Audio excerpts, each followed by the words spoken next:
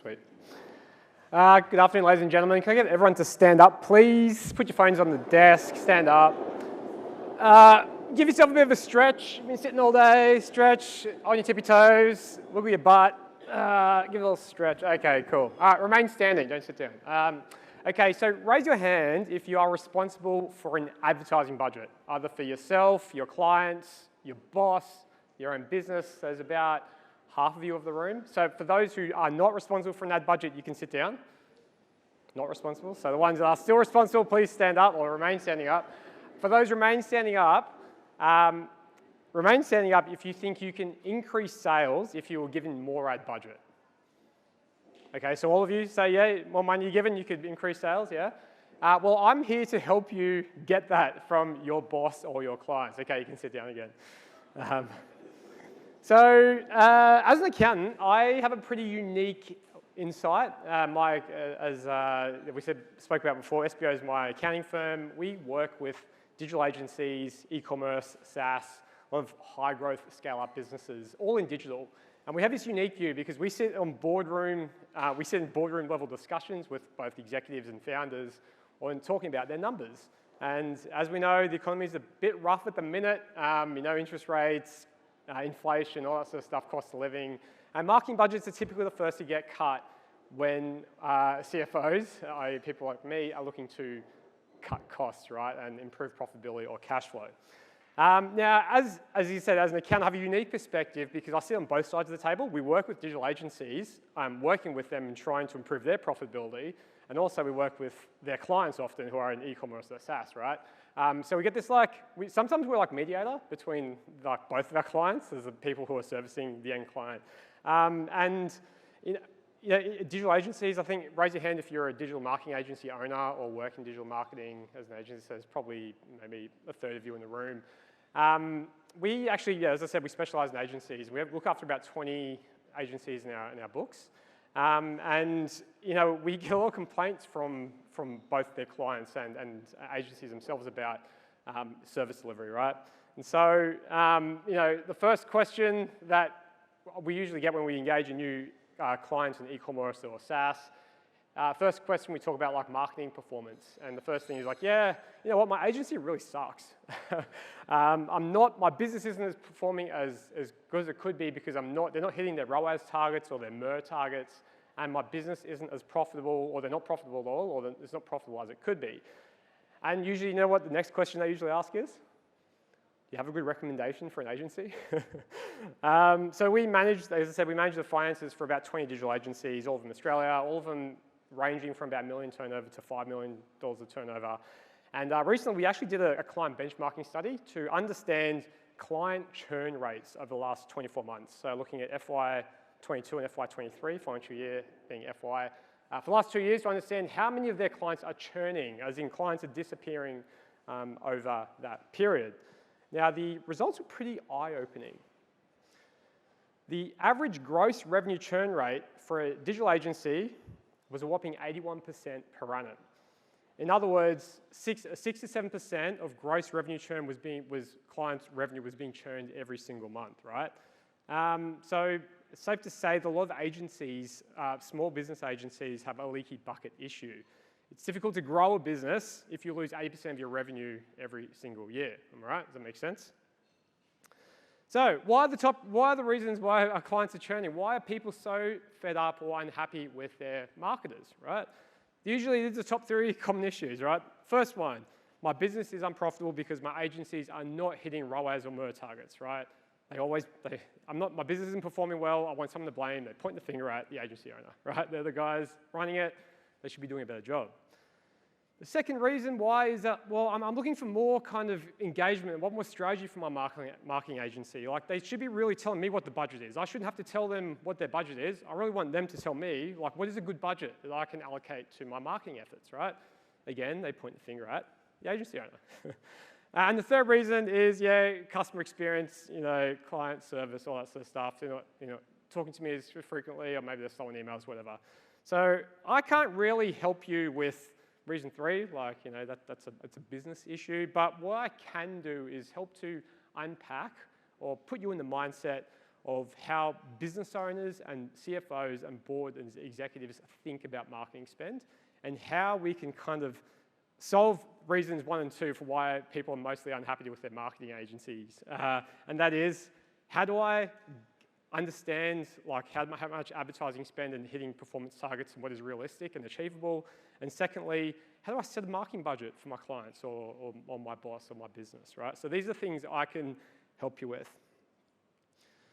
Now, how I'm going to teach you this, or how I'm going to go through this, is about financial literacy. I strongly believe understanding your numbers and knowing and engaging with your finances is a way to get you there and solve these problems, right?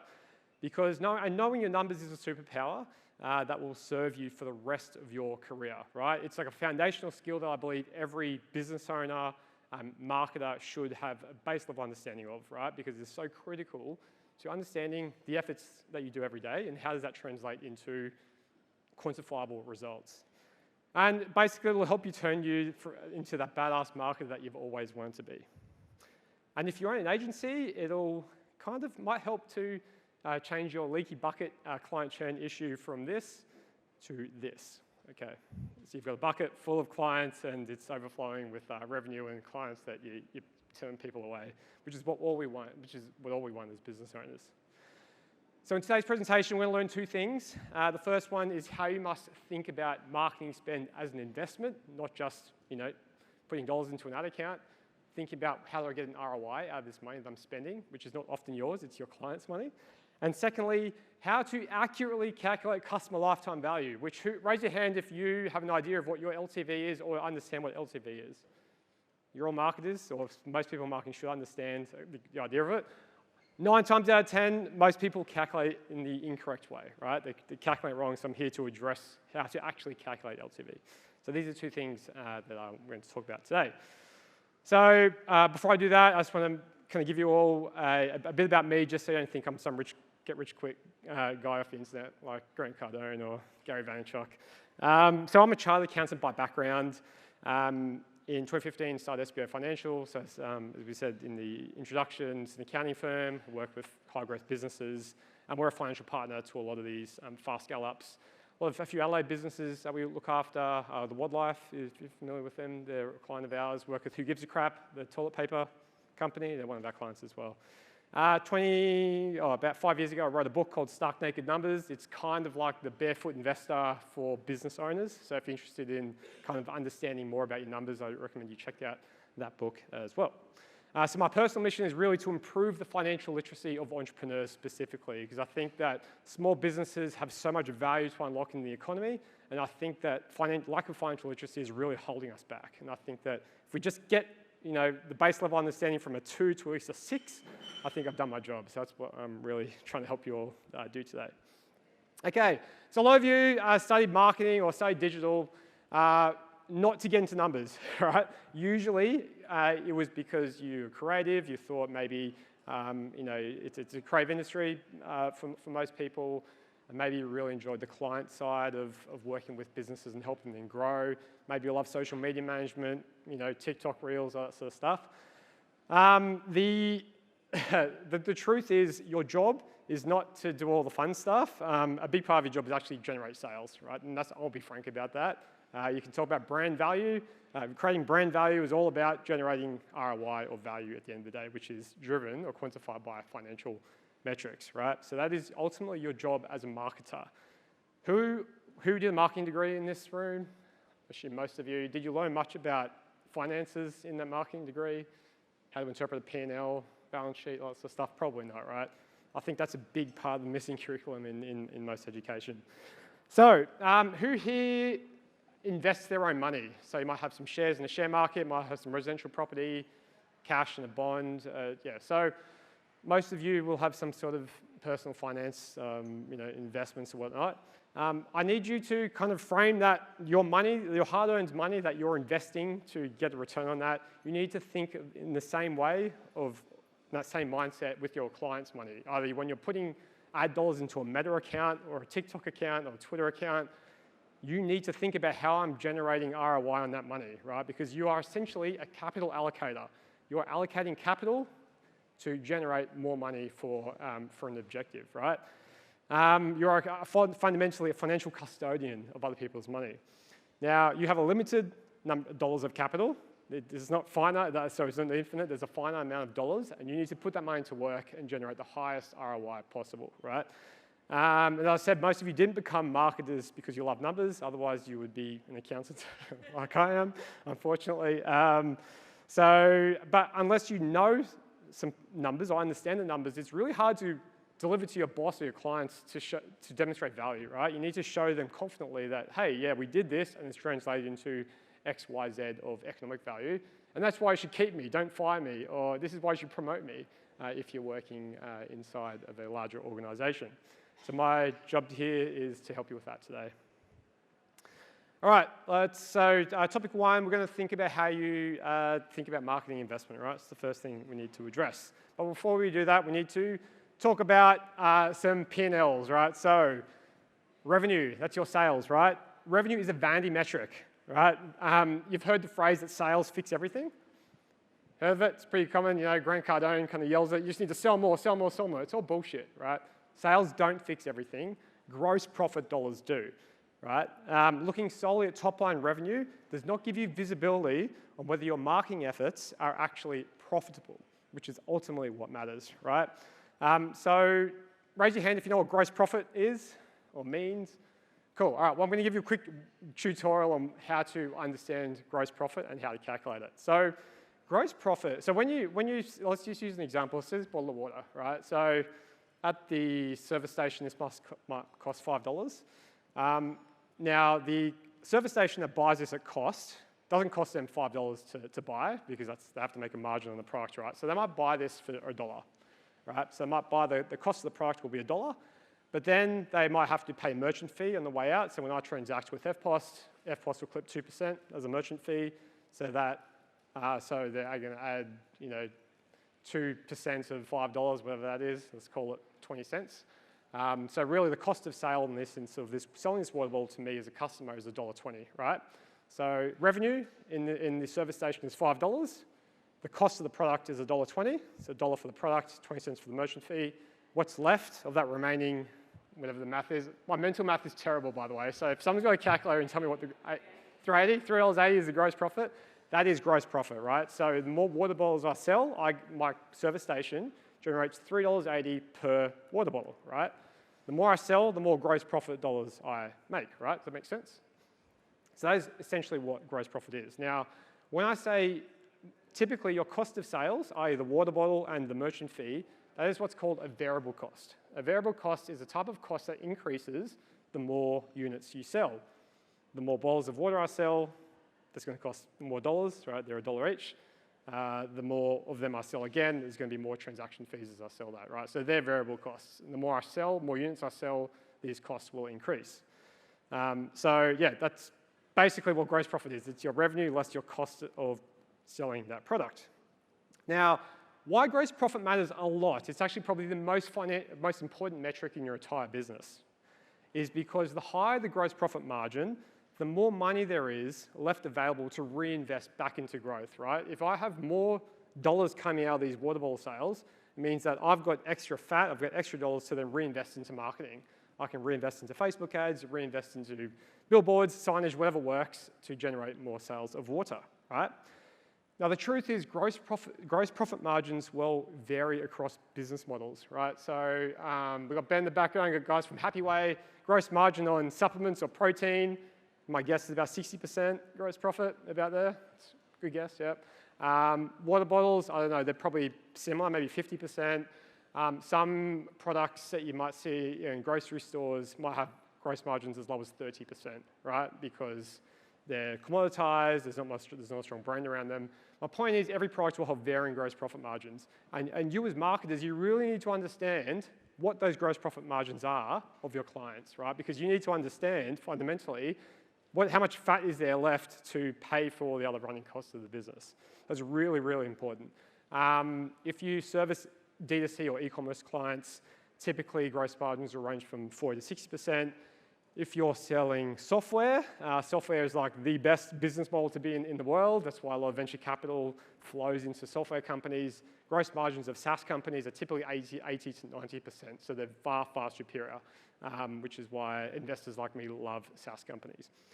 Anyway, so going back to gross profit margins. So what I want to talk about here is demonstrate how powerful gross profit is, right? So in this fictitious business, this company has $800,000 a year of fixed costs. So when I say fixed costs, that means payroll, rent, insurance. These are the types of costs that don't move irrespective of how much I sell, right? So the service station example, whether they sell 50 water bottles a day or one water bottle a day, their rent doesn't change, right? They still have to pay the same rent every month, same as their employees. They still have to keep the same amount of staff on payroll, irrespective of how many sales they make. So these are examples of fixed costs.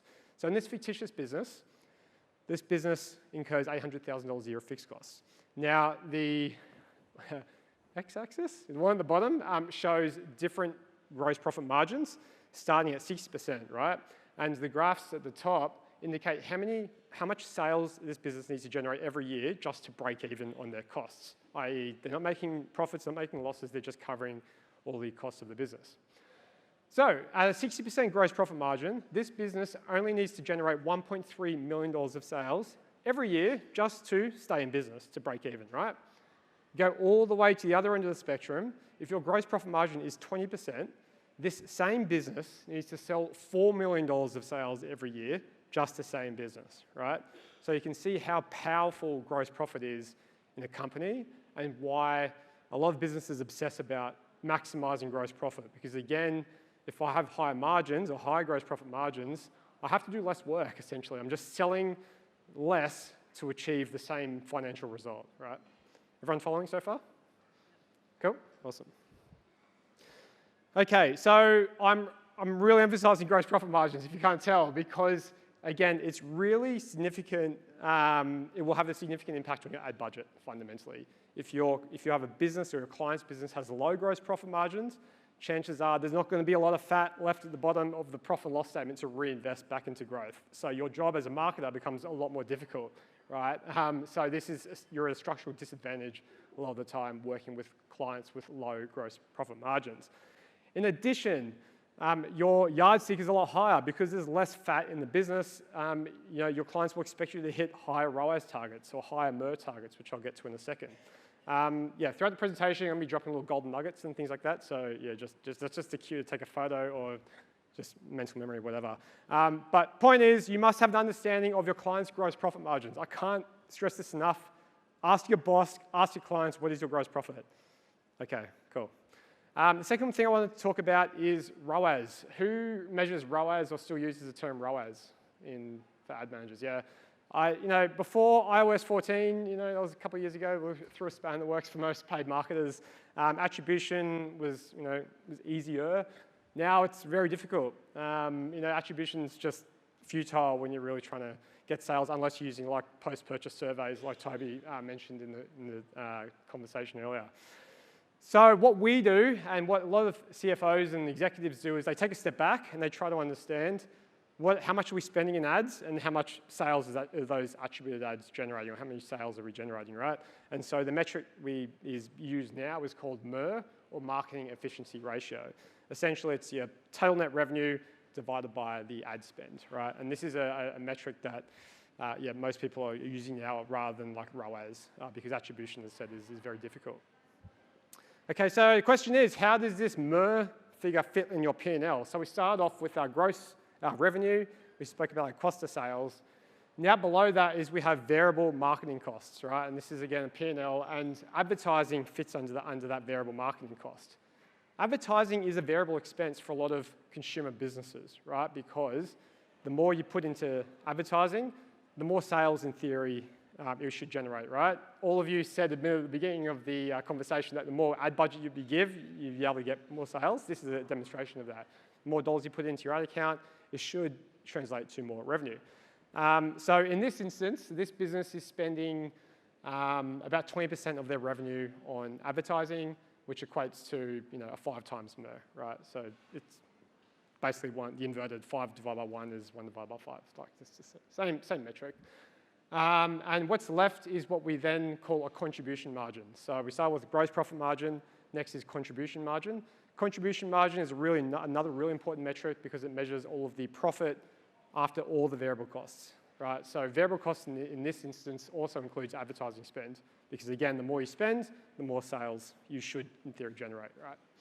So we'll come back to contribution margin in a second. Everyone following so far? Yeah, with me? Cool. All right, so contribution margin is your gross profit less your MER percent, and that is the other metric you need to be measuring. Essentially, contribution margin is the variable profit a business makes for every dollar of revenue. And we spoke about here. So in this example, the contribution margin for this same business is 26%. So in other words, there's 26% of revenue for every dollar that's sold to cover our fixed costs like rent, payroll, etc., etc. Cool. Now, as I said before, every client will have different business goals. So if you're a high growth business who's not caring about profitability, maybe just looking to capture market share, maybe you're just looking to make the top line look really nice for your boss. Every business will have different strategic goals. And as a marketer, it's important for you all to understand what those goals are because how you set or allocate that ad budget will really matter. It will really depend on what the ultimate goals are of the business. So I'm going to flick to this fairly busy slide, but follow with me. On the first column, we have a case study where a business is spending $5,000 of ads per month. So that's the top row.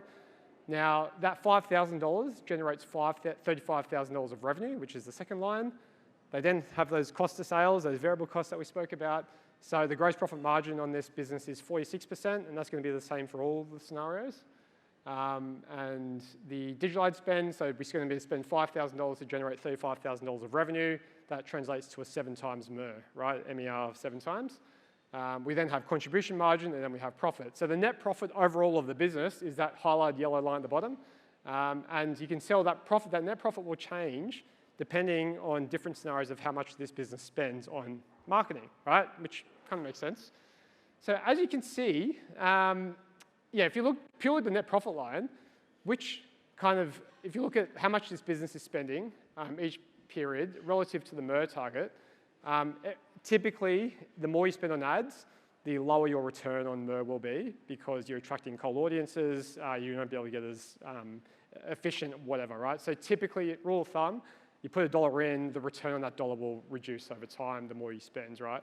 So in this scenario, how much should this business spend on ads every month is my question. Any volunteers? I'll give you a clue. So if this business was optimizing for net profitability, how much should this business spend? Yeah, so the third one on the right, so yeah, the max profit at the bottom is $17,333, which is that middle scenario, or the third from the left. So in that instance, this business should say, well, we should be spending $20,000 a month because that should generate the most profit for our business, right? And that would be correct, right? So optimally, that would make sense. Even though we're spending more money on ads, we're actually generating more profit at the bottom, despite us having a lower MER, because we're getting more revenue despite lower returns, we're actually getting more sales, and that's good for our business. But if the client was looking to maximize sales, maybe the board's decision was, hey, don't worry about profit, let's just maximize top line because we're going to capture market share and build brand. In that instance, maybe you wouldn't optimize for profit. Maybe just go all the way to the right and say, we're just going to spend as much as we can on ads, despite a lower return or at a 2 times MER, because we're generating more sales for the company, right? So again, understanding my point in this slide being is your client strategy will ultimately dictate your ad budget, right? And it's important that you have these open discussions with your clients and your boss about what is an appropriate budget, or if you've been given a budget, how did you come up with that budget? Is that just a made-up number, or is this what the guy did last year? How do we come up with this and get a really deep understanding of what it is so you can get an understanding of the overall business strategy. Okay, so key takeaways from my first point. Client's business strategy will ultimately guide how you think about setting a budget. My questions that you should all be asking your boss or your clients: what are your financial goals? Is it to make money? Is it to grow sales? Whatever. Again, what's your gross margin? Ask that question.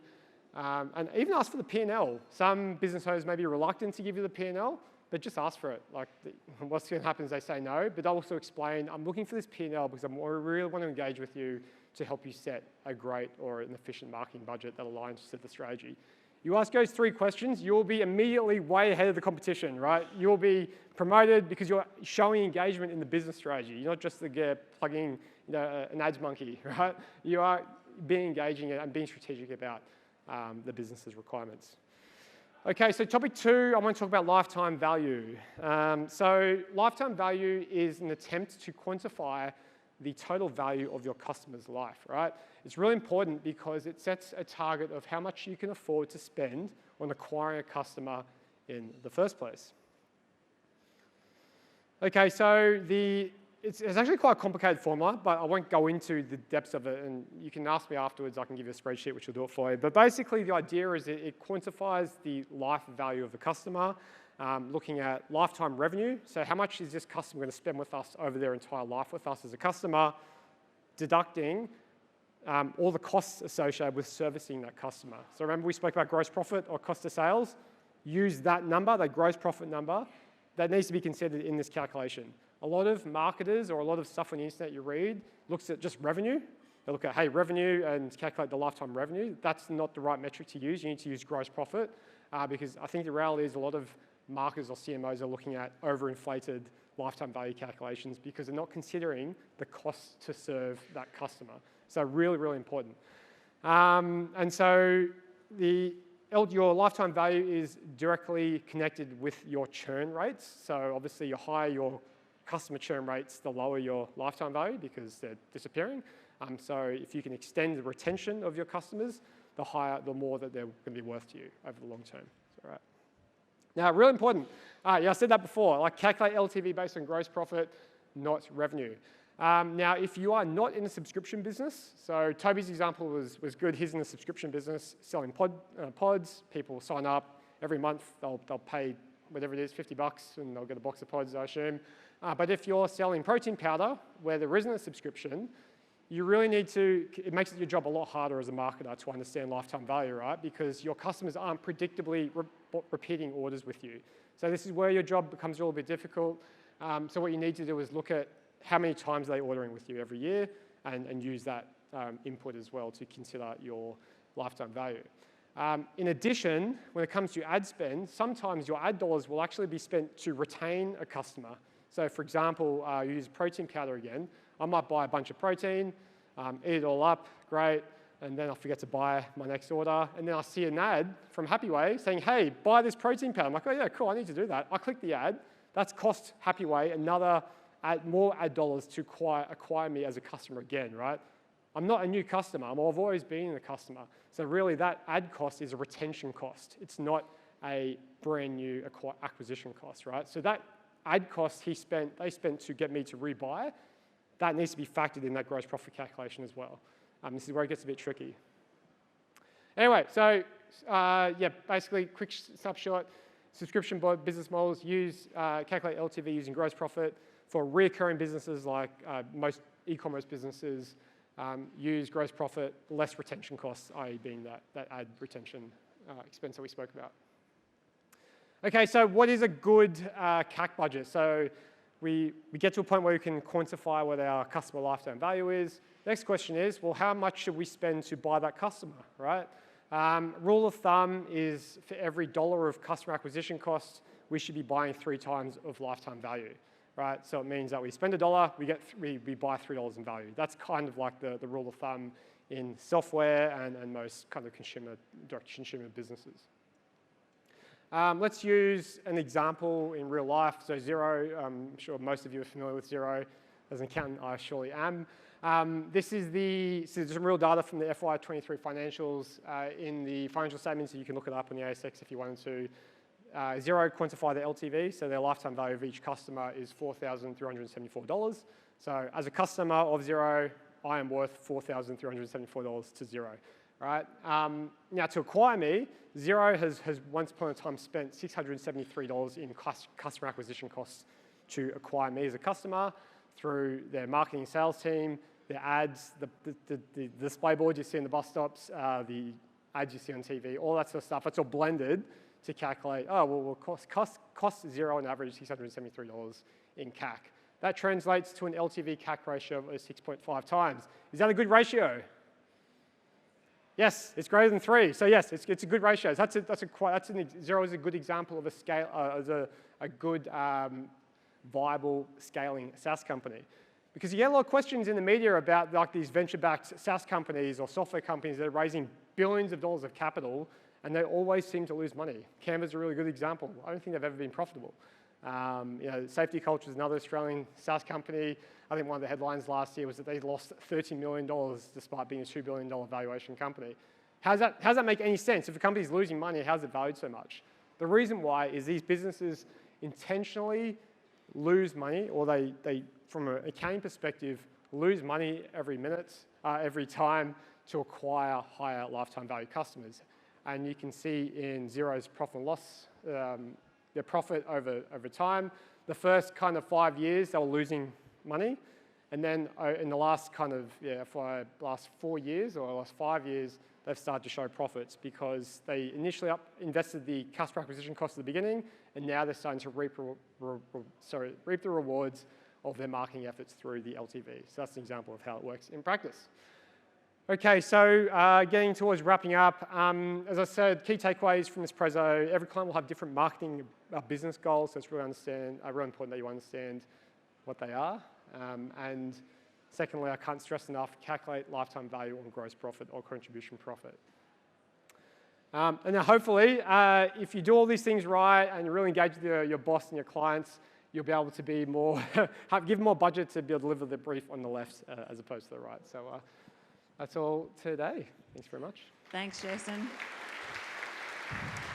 So we've had a lawyer this morning and an accountant this morning, and I've got to say, probably my favourite presos, to be quite honest. So good job. I've got a couple questions from Toby, actually, so I'm going to just kick those ones off. This is very specific. If advertising is a variable cost, why is it below the gross profit in your example?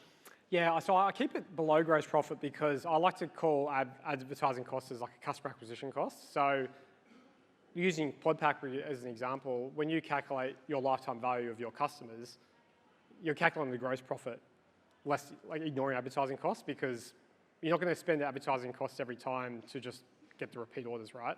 Well, for your subscription in this instance, right? So you use it. So I like to keep them separate so you can actually calculate it more easily. And any reason why lifetime value isn't based on net profit, as this factors in all the true costs to serve? Yeah, it's a really good question. The reason why is going back to that fixed versus variable cost thing. So your fixed costs will stay the same all the time, like irrespective. So you could in theory shrink your fixed costs to show more profit, but it won't change the fact that you will spend the same amount of money to acquire the customer, and still it won't change the value of the customer. So what, in theory, a lot of software companies would do is they'll spend a bucket load of money to acquire these high-value customers, in theory slash all their fixed costs, and then they'll instantly be profitable. So that's the idea behind keeping them separate. Okay, well, here's an anonymous question. Lots of support for it. How do you financially measure the success of an awareness campaign in an organisation that's not for profit? So domestic violence, homelessness, animal welfare. Yeah, I think you start to need to look at non-financial metrics, and this is where we work with a few charities. One of them's This is a Conversation Starter. If you heard about those guys, are the High-Vis trademark. They look the High-Vis mental health. Basically, they're a not-for-profit which provide psychologists for free, and it's a text-based mental health service for tradies. But yeah, so we do their accounts, and we don't really report them on the numbers from a profitability perspective, because again, profit isn't their goal, but we measure their impact through number of calls done, through their community, number of psychologists, basically activity-based metrics, which hopefully align to getting to their North Star, which is try and provide good to the world, essentially. So looking at understanding what those KPIs and how do we measure success through different, again, strategy.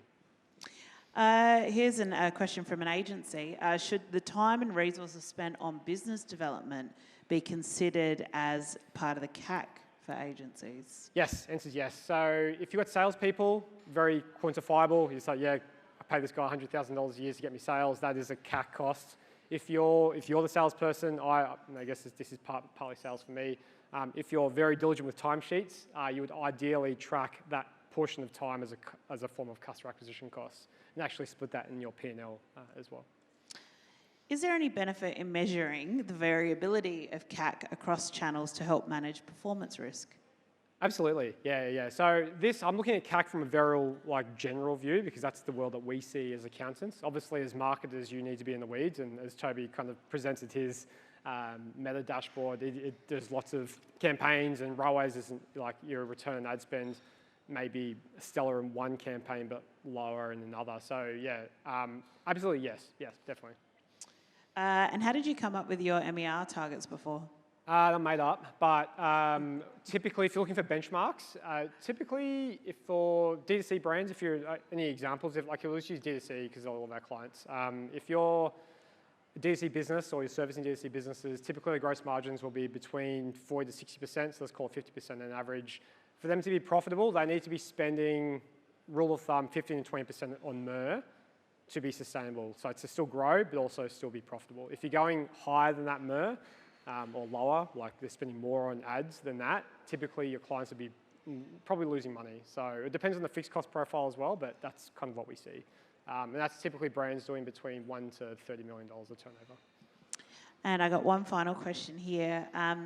If this topic is overwhelming and all new information for some of our attendees today, where should they go or what should they do next to learn more? What kind of resources do you recommend? And also just trends and newsletters and stuff? Yeah, recommend check me on LinkedIn. So go on LinkedIn, search Jason Andrew, follow me. I'm fairly active with content. This guy actually does really good stuff. Like I really liked your post the other day about Vanguard, and I think it was Vanguard or you did S&P 500 short. Because he does like consumer stuff too. Like you share like your tips on wealth creation and all that kind of stuff. Personal finance, a bit of random stuff. I rate this guy. Anything to do with money, I'm very interested in, right? So stuff like that, I usually post content. But check out LinkedIn's, I generate a lot of content, or there's a book. Check out the book, which I'm sure we can share later. But yeah, you can grab it on Amazon or from me myself. Yeah. Cool, very good. I think that was all the questions that were on Slido. I'm keep refreshing, and I think that we've actually made it through to the end. I'm very impressed. Would you all please thank Jason for coming all the way to Adelaide to join us today?